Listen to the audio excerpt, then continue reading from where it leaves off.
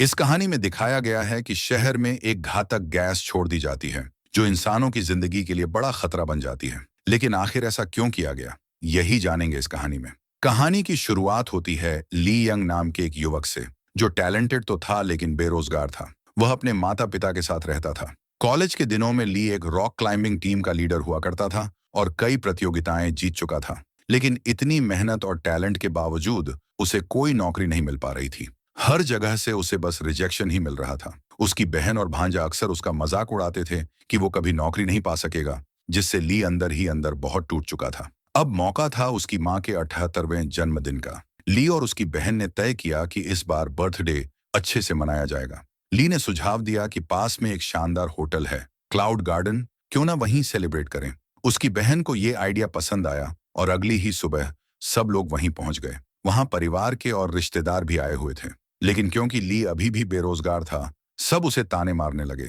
ये सब बातें ली को बिल्कुल अच्छी नहीं लगी। तभी उसकी नजर एक वेट्रेस पर पड़ी और उसे देखते ही ली का चेहरा खिल उठा। वो वेट्रेस कोई और नहीं बल्कि उई थी, वही लड़की जो कभी ली के कॉलेज की क्लासमेट हुआ करती थी और बिल्कुल उसकी तरह एक शानदार रॉक क्लाइंबर भी थी। लेकिन पिछले 5 सालों से दोनों की कोई बात नहीं हुई थी। असल में ली को उई पहले से ही बहुत पसंद थी और यही वजह थी कि उसने अपनी माँ का बर्थडे इसी होटल में मनाने का प्लान बनाया था, क्योंकि उसे पहले से पता था कि उई यहीं काम करती है।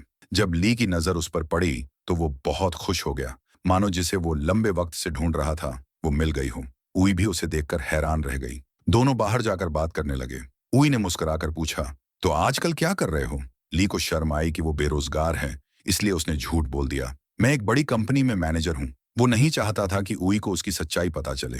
तभी उई का बॉस, जो हमेशा उस पर फ्लर्ट करता था, उसे बुलाता है।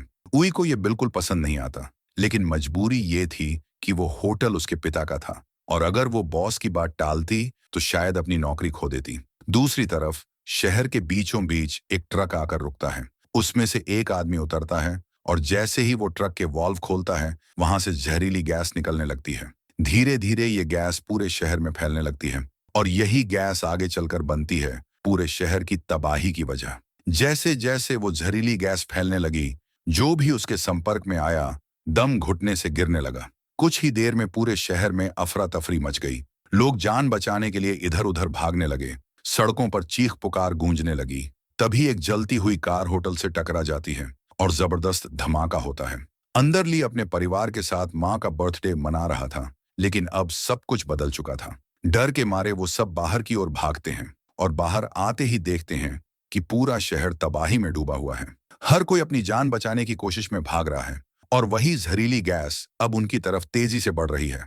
तभी उई चिल्लाती है, हमें होटल के ऊपरी मंजिलों पर चलना चाहिए। सब लोग अंदर की ओर भागते हैं, लेकिन ली देखता है कि उसकी बड़ी बहन अभी बाहर ही है, जो कार में बैठी हुई थी। वो उसे आवाज लगाता है, जल्दी इधर आओ। लेकिन जैसे ही उसकी बहन बाहर निकलती है, वो फिसल कर गिर जाती है और गैस के संपर्क में आते ही बेहोश होने लगती है। ली बिना सोचे समझे अपनी सांस रोककर बाहर दौड़ पड़ता है, अपनी बहन को कंधे पर उठाता है और उसे किसी तरह अंदर ले आता है। उसकी जान तो बच जाती है, लेकिन अब भी सांस लेने में दिक्कत हो रही थी। ली फौरन एम्बुलेंस को कॉल करता है, लेकिन उसे जवाब मिलता है, सारी एम्बुलेंस सेवाएं बंद हैं, सिर्फ हेलीकॉप्टर चल रहे हैं। ली और उई खिड़की से बाहर देखते हैं। पूरा शहर अब धुएं जैसी जहरीली धुंध से ढक चुका था और वो गैस अब धीरे धीरे ऊपर की ओर उठने लगी थी। ली अब सबको कहता है, अगर हमें जिंदा रहना है तो किसी भी तरह इमारत की छत तक पहुंचना होगा। लेकिन उसकी बहन की हालत इतनी खराब थी कि वो चल भी नहीं पा रही थी। इसीलिए ली ने पर्दों की मदद से एक स्ट्रेचर बनाया और सबकी मदद से अपनी बहन को लेकर ऊपर की मंजिल की ओर बढ़ने लगा। काफी मशक्कत के बाद जब वो लोग छत के दरवाजे तक पहुंचते हैं तो पता चलता है कि वो दरवाजा बंद है और सबसे बड़ी मुश्किल ये थी कि उस दरवाजे की चाबी सिर्फ रिसेप्शन पर रखी थी। लेकिन जब उन्होंने ऊपर से नीचे झांका तो देखा कि रिसेप्शन पूरी तरह जहरीली गैस से भर चुका है। मतलब नीचे जाना यानी सीधा मौत को गले लगाना। फिर सब लोग एक मंजिल नीचे आते हैं जहां टीवी पर न्यूज चल रही होती है। उसमें बताया जाता है कि गैस पूरे शहर में फैल चुकी है और अगर किसी के पास स्पेशल मास्क हैं तो वो उनका इस्तेमाल करके खुद को बचा सकता है। और अगर कोई गैस के संपर्क में आ जाए तो उसे धीरे धीरे सांस लेनी चाहिए, क्योंकि ऐसा करने से इंसान करीब 15 मिनट तक जिंदा रह सकता है। खुशकिस्मती से उन्हें वहां 3 मास्क मिल जाते हैं। लेकिन अब सबसे बड़ी चुनौती ये थी रिसेप्शन तक पहुंचना और वो चाबी लाना जिससे छत का दरवाजा खोला जा सके और सबकी जान बचाई जा सके। ली काफी देर तक सोचता रहता है, तभी उसकी नजर सामने वाली इमारत पर पड़ती है। वो कहता है, अगर मैं किसी तरह उस इमारत में पहुंच जाऊं तो वहां से छत के बाहर से दरवाजा खोल सकता हूं, क्योंकि उस छत का दरवाजा बाहर से भी खुल सकता था और अब यही उनका एकमात्र रास्ता था जिंदा बचने का। अब ली उस सामने वाली बिल्डिंग तक पहुंचने का प्लान बनाता है। वो खिड़की का शीशा तोड़ देता है और अपनी कमर में रस्सी बांधने लगता है। असल में ये काम उसका स्पेशल टैलेंट था, क्योंकि कॉलेज के दिनों में वो रॉक क्लाइंबिंग चैंपियन रह चुका था। उसे पता था कि कैसे एक बिल्डिंग से दूसरी बिल्डिंग तक चढ़ा या छलांग लगाई जाती है। उसका परिवार उसे रोकने की कोशिश करता है। सब कहते हैं, ली ये बहुत खतरनाक है, कुछ भी हो सकता है। लेकिन ली अब डरने वाला नहीं था। उसे पता था कि अगर उसने ये कदम नहीं उठाया तो सबकी जान खतरे में पड़ जाएगी। वो गहरी सांस लेकर लंबी छलांग लगाता है और किस्मत से सामने की बिल्डिंग के एक पाइप को पकड़ लेता है। वहां पहुंचकर वो रस्सी का दूसरा सिरा बांधता है और बिल्डिंग की दीवार के सहारे ऊपर चढ़ने लगता है। उसका कजिन नीचे से ये सब देखकर हैरान रह जाता है और मोबाइल निकालकर लाइव स्ट्रीमिंग शुरू कर देता है। ली लगातार ऊपर चढ़ता जा रहा था, लेकिन तभी उसकी रस्सी खत्म हो जाती है। यानी अब उसे बिना रस्सी के फ्री हैंड चढ़ना होगा। ये एक जानलेवा काम था, लेकिन ली ने डर को पूरी तरह किनारे रख दिया। वो अपने शरीर से रस्सी खोल देता है और धीरे धीरे नंगे हाथों से ऊपर चढ़ने लगता है। आखिरकार वो छत तक पहुंच जाता है, जहां होटल का बड़ा सा शेर के सिर वाला लोगो स्टैचू लगा हुआ था।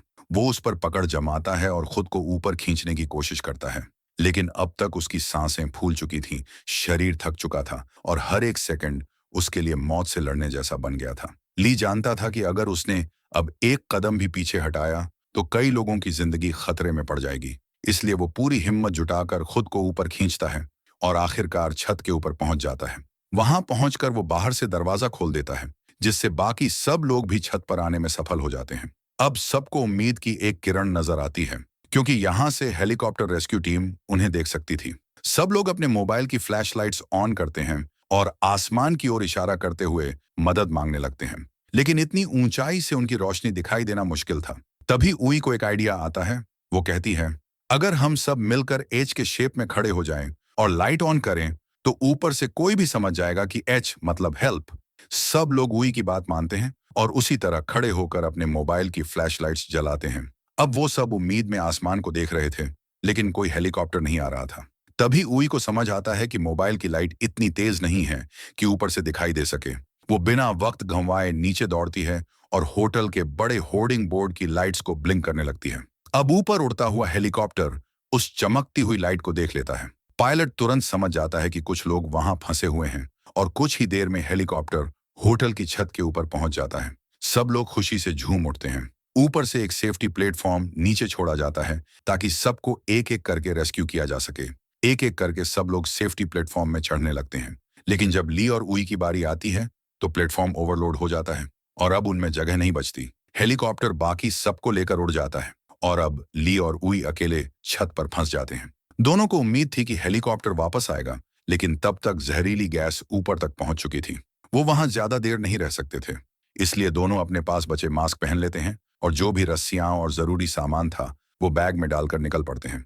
वो अपने शरीर को पूरी तरह कपड़ों से ढक लेते हैं, क्योंकि ये गैस इतनी खतरनाक थी कि त्वचा को भी जला सकती थी।